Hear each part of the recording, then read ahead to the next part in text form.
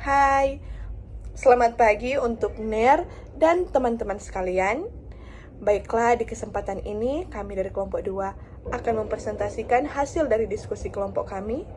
Namun sebelum kami akan memperjelas lagi tentang materi kelompok kami pada saat ini, saya mewakili teman-teman anggota kelompok saya mengucapkan banyak terima kasih kepada Ner dan teman-teman sekalian yang boleh memberikan waktu dan kesempatan bagi kami kelompok 2 untuk mempresentasikan hasil dari diskusi kelompok kami. Dan materi diskusi kelompok kami pada saat ini yaitu penggunaan informasi akuntansi diferensial dalam pengambilan keputusan investasi. Dan nama-nama anggota kelompok kami pada saat ini, yang pertama ada Jessica Kombongan, kedua Gita Demalio, ketiga Ikra Ismail, keempat ada Viani Tandayu, kelima ada Nia Usman, dan yang keenam ada saya sendiri, Roda Sanger, dan yang terakhir ada Ignatius Aling. Dan materi yang pertama akan dijelaskan atau akan dibahas oleh teman kami, Nia Usman. Oke, sekarang kita masuk ke materi yang pertama, yaitu pendahuluan. Nah, di sini investasi membutuhkan dana yang relatif besar. Selanjutnya, dana yang besar dalam investasi terkait dengan waktu dan risiko. Nah, selanjutnya, perlu pertimbangan dalam menentukan keputusan berinvestasi. Kemudian, salah satu pertimbangan yang diperlukan adalah informasi akuntansi, diferensial berupa aktiva diferensial, pendapatan diferensial, dan biaya diferensial.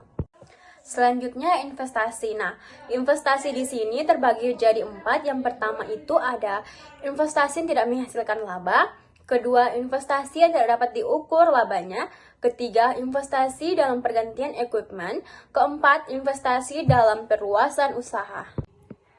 Nah, yang pertama itu ada investasi yang tidak menghasilkan laba.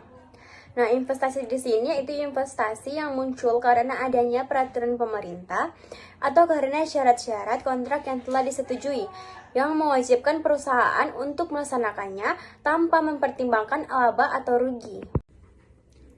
Nah, selanjutnya ada investasi yang sulit diukur labanya. Investasi ini dimaksudkan untuk menaikkan laba, namun dengan investasi ini, laba yang diharapkan perusahaan sulit untuk dihitung secara teliti. Contohnya yaitu pengeluaran biaya promosi dalam jangka panjang, biaya penelitian dan pengembangan, dan biaya program pelatihan pendidikan karyawan. Nah, selanjutnya ada investasi dalam penggantian equipment. Investasi dalam penggantian equipment ini investasi yang meliputi pengeluaran untuk penggantian mesin dan equipment yang ada. Biasanya digunakan atas dasar pertimbangan adanya penghematan biaya atau kenaikan produktivitas dengan adanya penggantian biaya tersebut. Selanjutnya ada investasi dalam peluasan usaha. Nah, investasi dalam peluasan usaha ini merupakan pengeluaran untuk menambah kapasitas produksi sehingga operasi menjadi lebih besar daripada sebelumnya.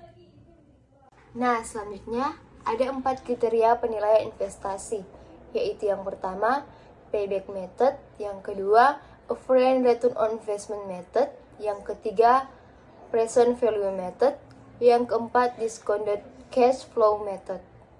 Yang pertama, payback method, rumusnya investasi bahagi laba rata-rata per tahun, dan atau investasi dibahagi dengan kas masuk bersih.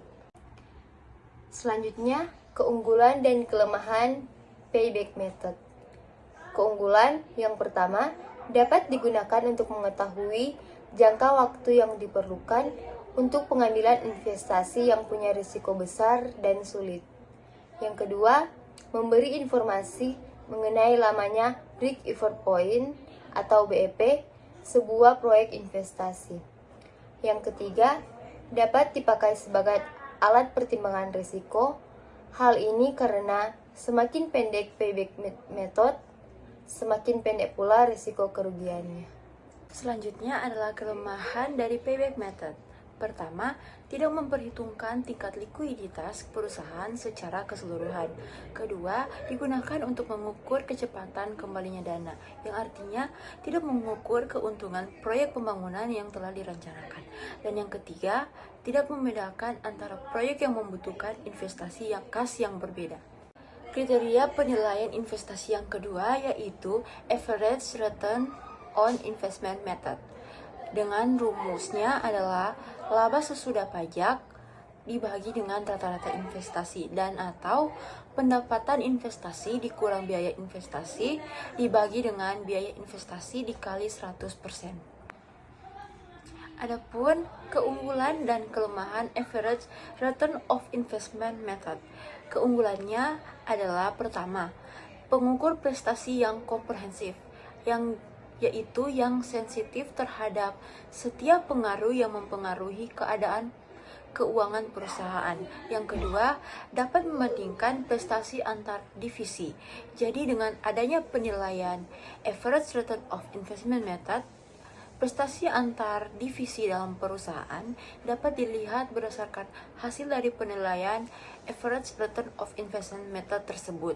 Dan yang ketiga, mendorong terciptanya keselarasan tujuan, yaitu yang dimaksud adalah tujuan divisi dengan tujuan perusahaan secara keseluruhan.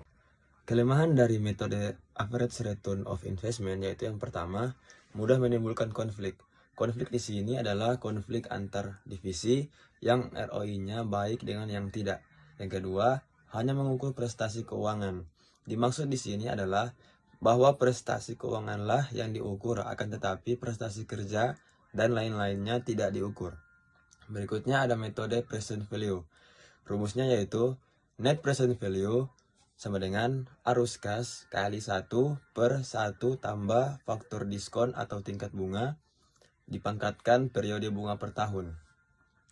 Keunggulan dan kelemahan present value method yaitu yang pertama, keunggulannya memperhitungkan nilai waktu dari uang. Yang kedua, memperhitungkan arus kas selama usia ekonomis proyek. Dan yang ketiga, memperhitungkan nilai sisa proyek. Keunggulan dan kelemahan present value method. Kelemahannya pertama, manajemen harus dapat menaksir tingkat biaya modal yang relevan selama usia ekonomis proyek. Berikutnya, jika proyek memiliki nilai investasi inisial yang berbeda serta usia ekonomis yang juga berbeda, maka present value yang lebih besar belum menjamin sebagai proyek yang lebih baik. Yang ketiga, derajat kelayakan tidak hanya dipengaruhi oleh arus kas, melainkan juga dipengaruhi oleh faktor usia ekonomis proyek. Berikutnya ada 4 kriteria penilaian investasi, yaitu pada dasarnya discounted cash flow method sama dengan present value method. Yang berikutnya, perbedaannya dalam present value method, tarif investasi telah ditentukan, sedangkan discounted cash flow harus ditentukan dahulu. Yang ketiga, dalam mencari tarif investasi digunakan trial and error method.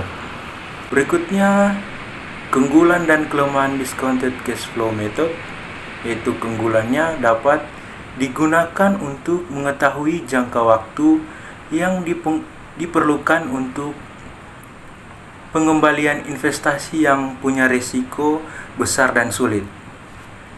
Berikutnya, memberi informasi mengenai lamanya break even point sebuah proyek investasi. Yang ketiga, dapat dipakai sebagai alat pertimbangan risiko.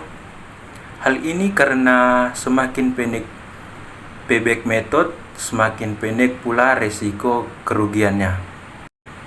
Berikutnya ada keunggulan dan kelemahan discounted cash flow method. Itu kelemahannya tak memperhitungkan tingkat likuiditas perusahaan secara keseluruhan. Yang kedua, digunakan untuk mengukur kecepatan kembali dana, artinya tidak mengukur keuntungan proyek pembangunan yang telah direncanakan. Yang ketiga atau yang terakhir, tidak membedakan antara proyek yang membutuhkan investasi kas yang berbeda. Baiklah teman-teman, itulah presentasi kami pada kesempatan ini. Dan dari materi-materi yang telah dijelaskan oleh teman-teman saya, kami semua mengambil kesimpulan bahwa informasi akuntansi diferensial digunakan untuk membandingkan biaya dan manfaat dari alternatif investasi yang berbeda, membantu mengambil keputusan memilih alternatif yang paling menguntungkan secara ekonomis, serta mengevaluasi kelayakan investasi jangka panjang dengan memprediksi arus kas masa depan yang terkait dengan investasi. Namun, informasi akuntansi diferensial harus digunakan bersama dengan informasi yang relevan untuk memastikan keputusan investasi yang tepat. Nah, teman-teman, itulah materi diskusi kelompok kami yang telah kami paparkan dan telah bahas bersama pada saat ini. Dan kami dari kelompok mengucapkan terima kasih dan sampai jumpa.